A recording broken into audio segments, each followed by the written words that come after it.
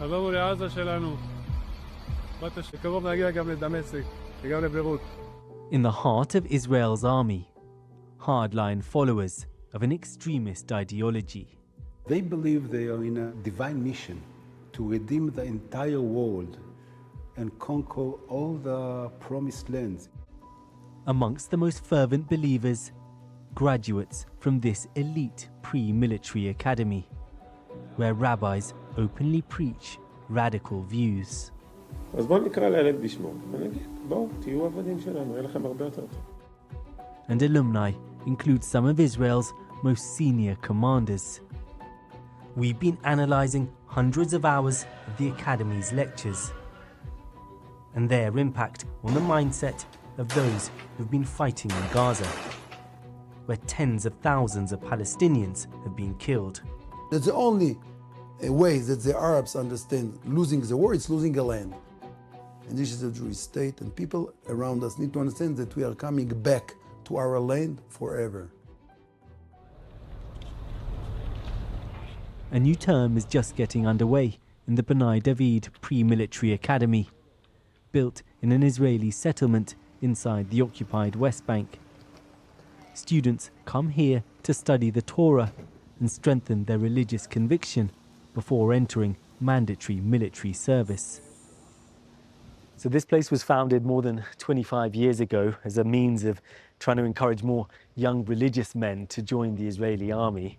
It's since become something of a national institution, but it's also accused of promoting a hardline radical ideology.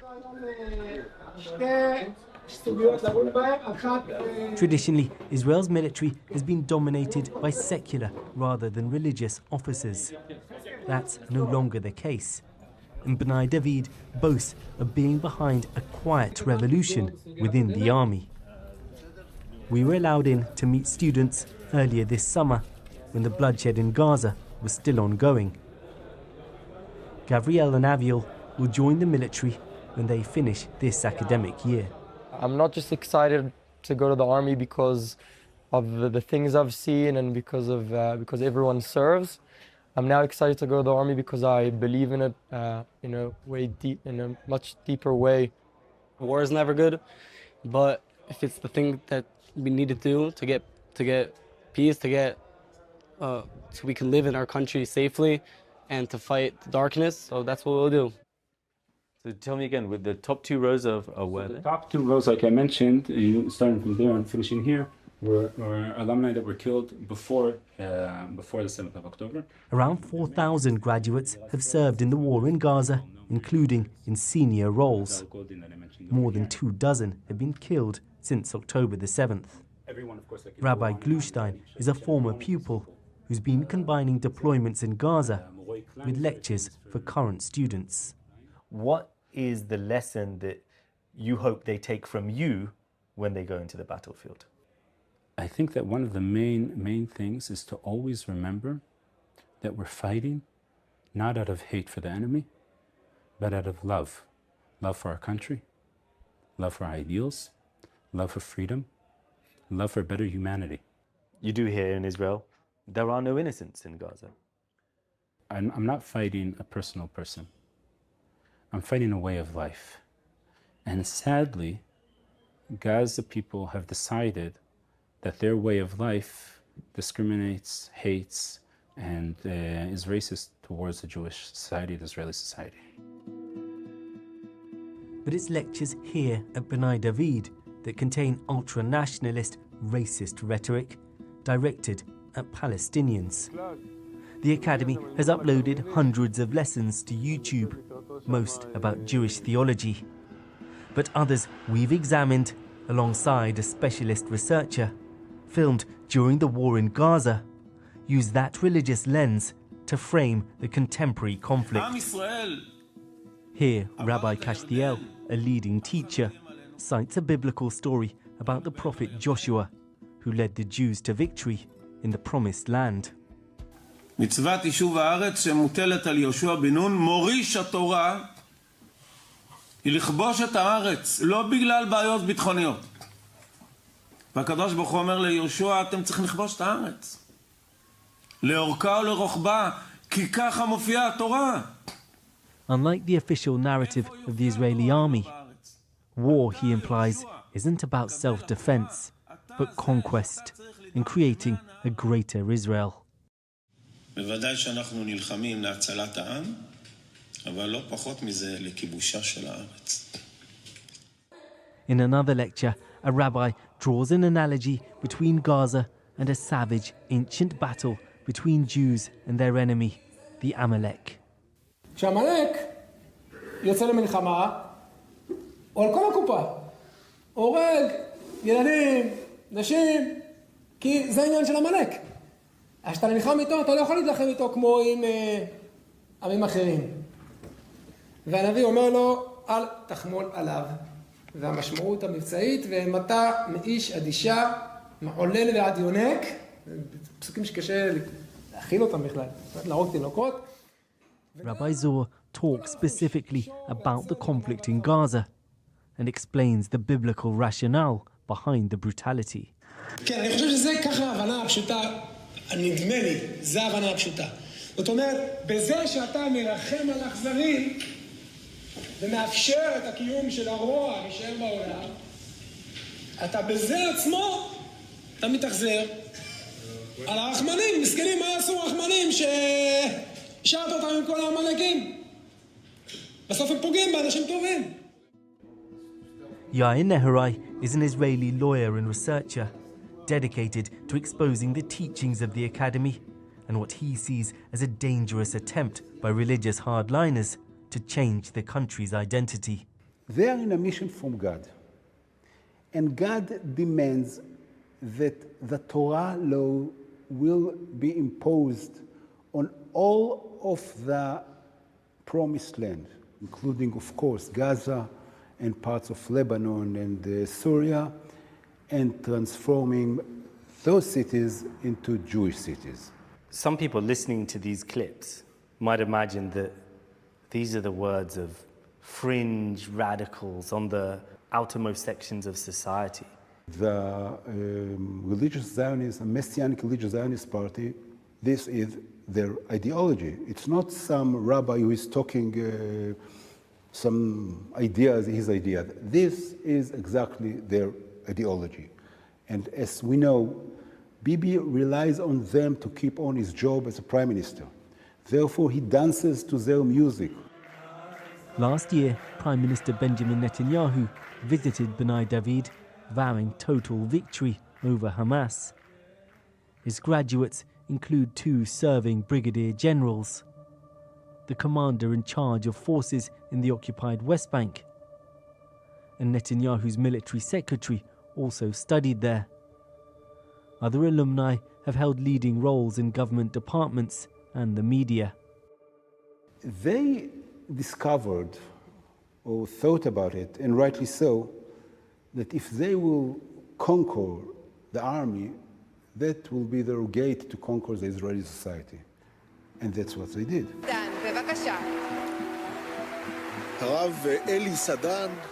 There has previously been criticism of B'nai David within Israel, prompted by Yair's work.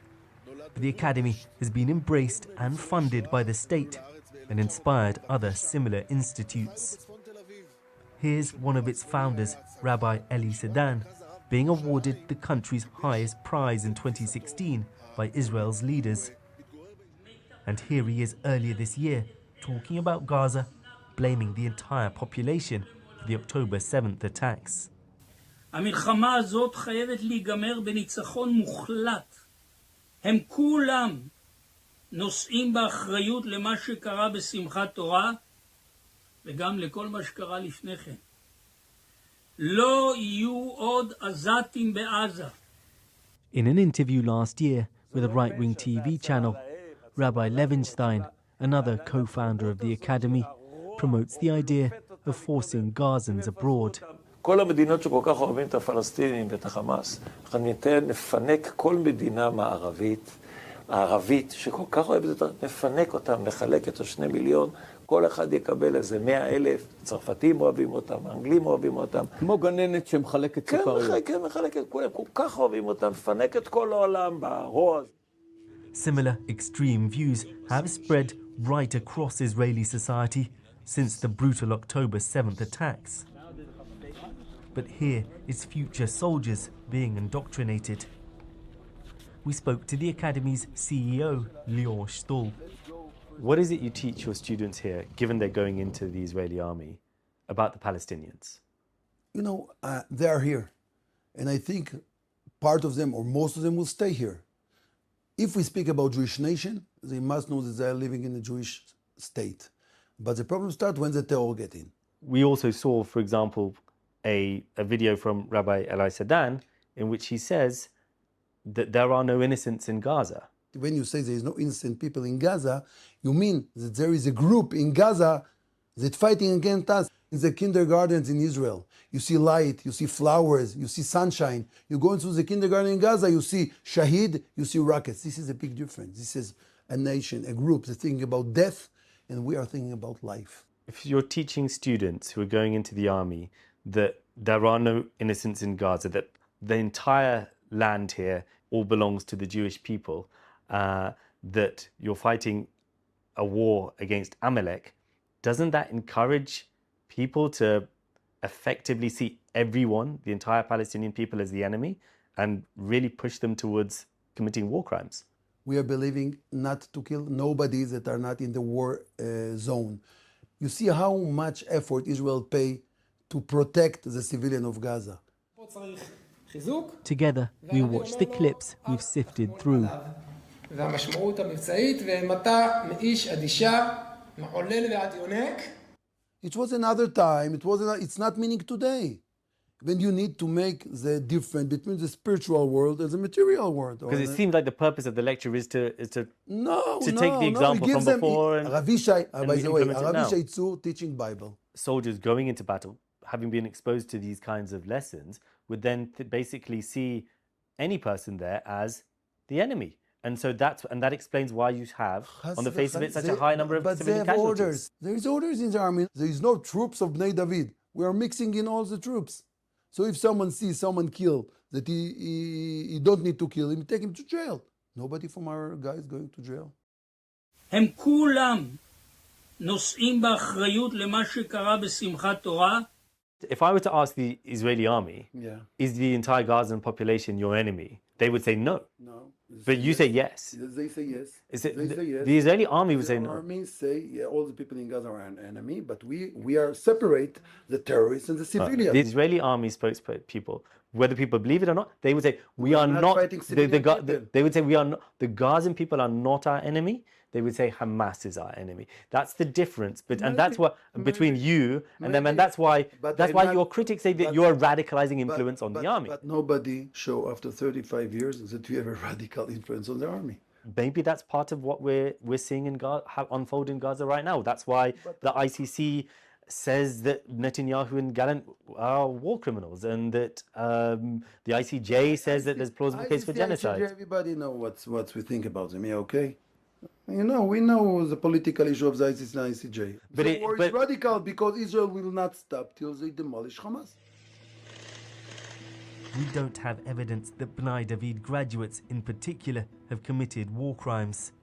But the Academy is a driving force behind the growth of religious ultra-nationalists within Israel's army, which has been accused of and forced to deny committing genocide. Amen.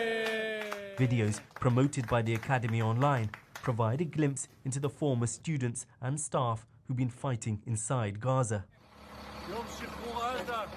Here's Yoel Rachel, head of alumni relations, calling for the return of Israeli settlements in the territory. עברנו לעזה שלנו, בת השם, נלך ונוסיף, בקרוב נגיע גם לדמשק וגם לביירות.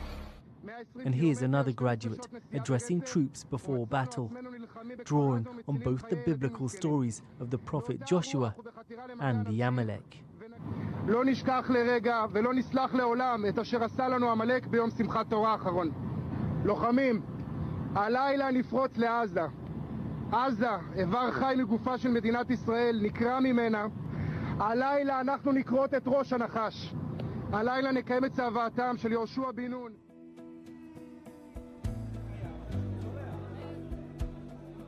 The the Academy insists what's taught here leads students towards greater humanity, not hatred. There is clear compassion for fellow Israelis, but also deep hostility to Palestinians. B'nai David's growing influence is a window into how the Israeli state and its army has become increasingly infused with radical views.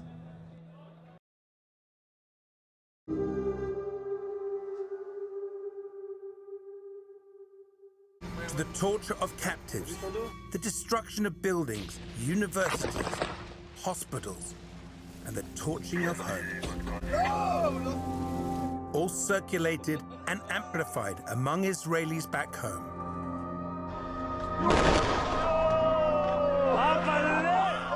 While terrorizing Palestinians and a world that has watched the horror of Gaza unfold in real time.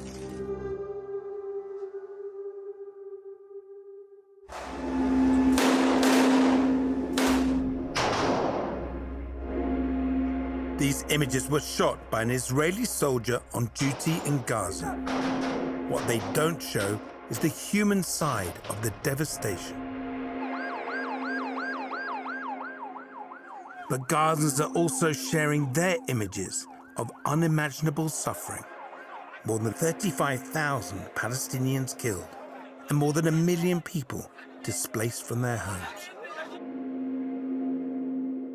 But Israelis fighting on the front line have been posting videos on social media, sending an emphatic message. Wounded and bound Palestinian captive. The Israeli army has described this as a field questioning, not torture. It told us where suspicion of a criminal offense arises, an investigation is opened by the military police.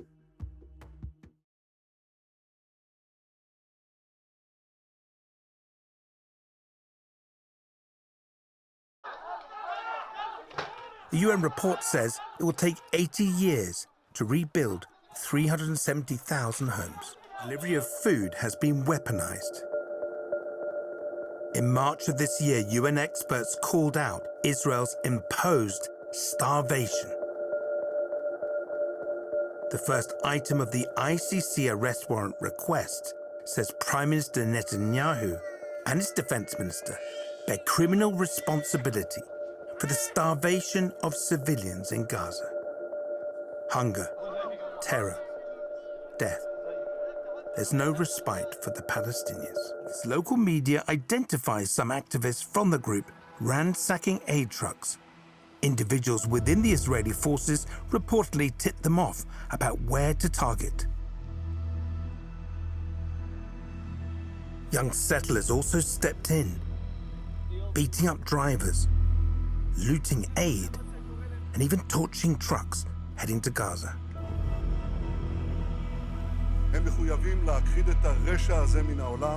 The extremism reflected in these activists, both online and in the mainstream media, is coming from the top, from the Prime Minister himself, calling up biblical references of brutal retaliation.